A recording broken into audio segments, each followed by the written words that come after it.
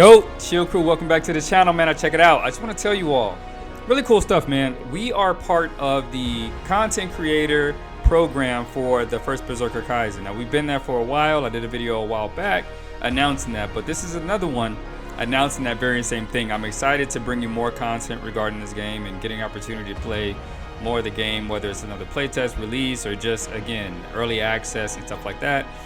There's a couple things I'm looking forward to in this game, primarily just the storyline, the enemy variety, and the boss types.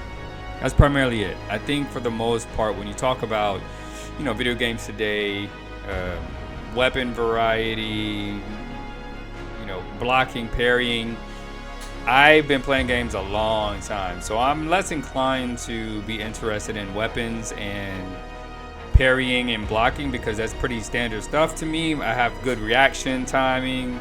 So for me, the most enjoyment is the story because I love to read, but I also love RPGs. I've been playing RPGs since RPGs were RPGs. No, but like seriously, I have.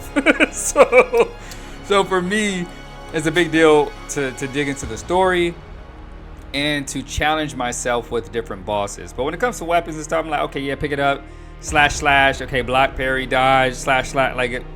Come on, let's keep it a buck. All right, it is what it is when it comes to games. So there's a couple things that I want to cover in this particular video that we're going to talk about, and we're going to dig into the weapon variety. I said I didn't care that much about, but I do want to just give you guys some insight on the weapons, the skill tree, how that all works, and primarily that's it. I want to talk about that, how you could probably take some of the strategies and approaches to using weapons and upgrading weapons into your playthrough when this game eventually comes out. I think it comes out this month, so I'm super excited about that. So let's just press start. We're gonna click continue because we're gonna pick up where we left off, specifically because I want to show you all of the weapons and the skill trees. Now we do have some upgrades. We'll probably dive into some of the armor sets and how you can mix and match, and some of the benefits of those kinds of things. So let's press F here. Okay, so I think last time I played on the controller, if I'm not mistaken, controller, give me some action. Okay, now let's go to the gear. All right, so no. Let's go to skill tree. Okay, so in skill tree, we have the dual wield, we have the great sword, we have this spear. All right. Now, some of the common stuff we'll talk about, just how this all relates to all the other attacks, man. This is just stuff that is typical of, as it says, common use. All right. So with the dual wield, we got the blazing assault, we got the howling blade, and we have the whirlwind. Now, we haven't unlocked everything else. I don't think it's possible to do so unless we just keep spamming certain areas and see if we can unlock that. I might try that. I might try a new game and just stay in one area and just keep spotting and see if we can unlock, get to higher levels with that. I might try that because we made it out at level 9 just right before we unlocked the second one. But what you need to understand is that the specific attacks or skills you can unlock definitely affect your play style. All right. So if some people are happy with a kind of a frenzied approach or something that could really benefit them with heavy attack stuff and they want to build up their stamina, you can definitely leverage the frenzy, all right, to your attacks. Now look at the sprint attack. All right, let's just watch this for a minute. We spent one of our points. We shouldn't have done that, but it is what it is. Let me see though. Well, we got 4 left. I want to see something real quick before we. Okay, I do like that. Does it unlock anything? Okay, well, level 10 we'll do it. Okay, cool. So basically what I want to get back to is the frenzy is something that you want to pay attention to if you have a lot of stamina. All right, you can definitely enable the use of a second attack of a sprint attack. So if you're already sprinting around, attack, and then you have another attack, you can build upon that. After a sprint attack, swiftly chains with a potent blow after a sprint attack. All right, so you can see how this stuff starts to stack, right? So if it were me, I would tell you, if you want to use your stamina, get high stamina, leverage your frenzy attack and build out this skill section specifically.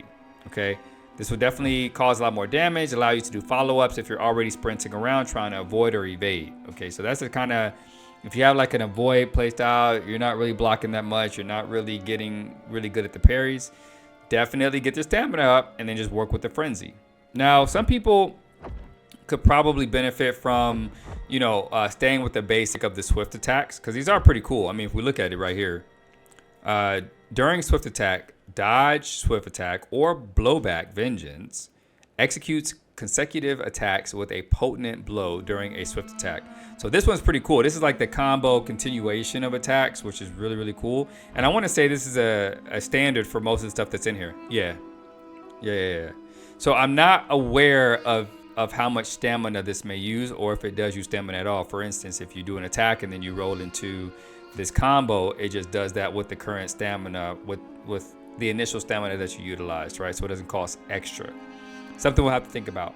But I would tell you that most of the skill tree is primarily set so you can curate your own playstyle and how you want to play with it, right?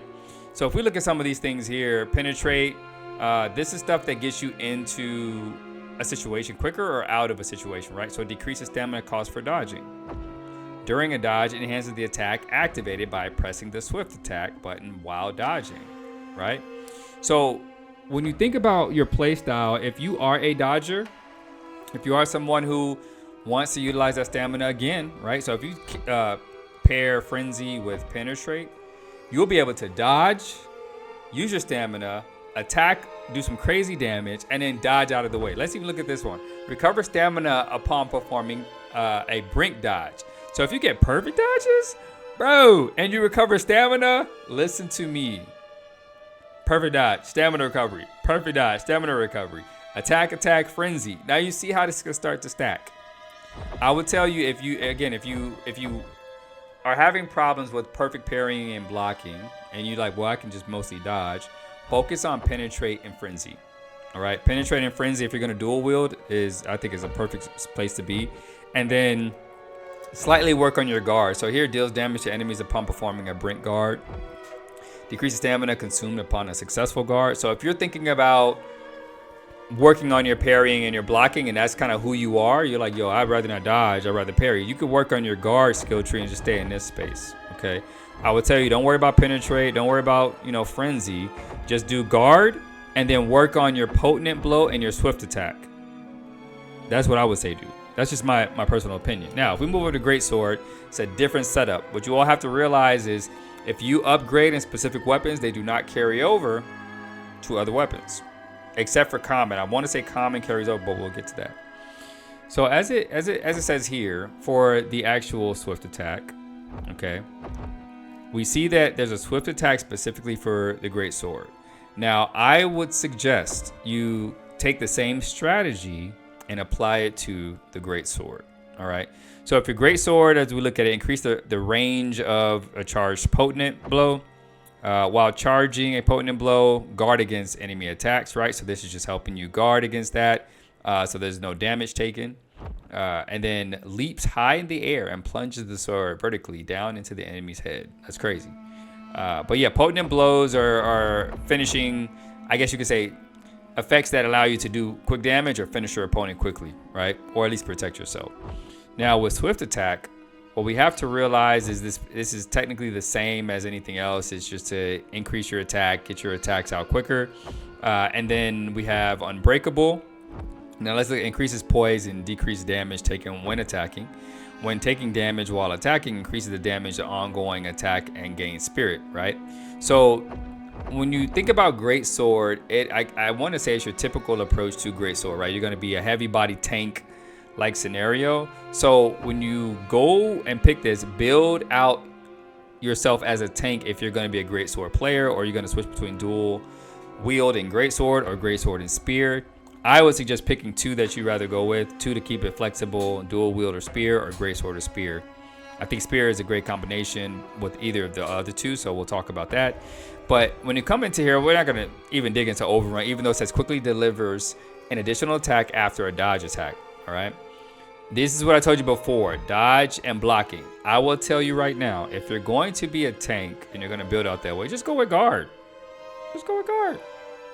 Go ahead and use the guard, build that out, and then as you're building through your guard, as we look at some of the decreased stamina consumed upon successful guard, increased spirit accumulation upon performing your brink guard. So if you have these two right, and you have, I want to say it's this one, guards against enemy attacks using ghost arm while charging opponent blow. Now I do not know, we haven't tested this. I do not know if the guard in the guard upgrade carries over to giving you stamina, etc. on guard. I do not know, but it's something to try out. I will tell you right now, if you're gonna go with the tank, focus on the skill guard section, all right, with your potent and blow, and then your swift attack, all right. You could get into some unbreakable stuff. As we look at it, it says increased poison, decrease taking a damage taken while attacking. While taking damage while attacking increases the damage on the ongoing attack and gains spirit. Okay, so you can balance this between unbreakable and overrun, but for me starting out, I would tell you guard, potent and blow, and swift attack. Just stick with those skills for now. And if you want to get fancy and you get your skills up, you can go, try overrun. All right. Now moving on to the spear. This is, again, I'm just giving you a high level view of this stuff. If you want a deep dive and want to see specific setups, I'll run a new game and kind of play around with getting to like level 10 and 18, just going in and out of rooms, just refreshing. I'll put time into that if that's something you want to see. But for the spear, this has been interesting. The spear was a bit difficult for me to get used to. I'm not much of a spear player, right? But if we look at a couple things, we'll go back to swift attack and potent and blow because they're pretty consistent for all of the weapons, right? As far as what their attributes are and how they benefit you. But if we look at shrewd, upon performing a brink dodge attacks become attacks that dodge towards the enemy, right? Which is cool. Lifts the spear vertically to cleave the enemy in front in half. Leaps into the air and swings spear downwards to strike an enemy. Okay, there's a lot of movement stuff here. Decreased stamina cost for dodging. Okay. So I will tell you right now, the spear seems like something you can either, build yourself around a tank or dodge and get yourself some dexterity and some flexibility in there as far as your movement is concerned. Now, I will tell you, just based off of what I see here, temporarily decreases stamina cost for attacks and enemies become exhausted. Okay. I would say focus on chain, shrewd, and then either potent and blow or swift attack. Specifically because you'll be able to get your stamina up, recover your stamina, and then do some crazy damage with your shadow blow. Now, deals additional damage on the third successful potent blow. Boom, bow, bang, bang, bang. Hey, look at that. And then you have during a potent blow or vital strike, advances forward to performs consecutive stabs. So you see how like if you have more stamina, you build out your shrewd to get your stamina back. You have your chain, get your stamina back, and then boom. You see how that, this is cool stuff, right? So as we look at this one, we have resources, reflection, brutal attack, javelin, and attack or counter attack. So I got this, all right, because it nullifies burst attack damage and breaks the stance of the enemy. Boom. That's super dope. Breaks their stance so we can go in and whoop them as they're kind of laying there, And then this one, aim and hold, charge, hold, release while aiming, consumes 1 spirit gauge unit and to summon and throw a spear.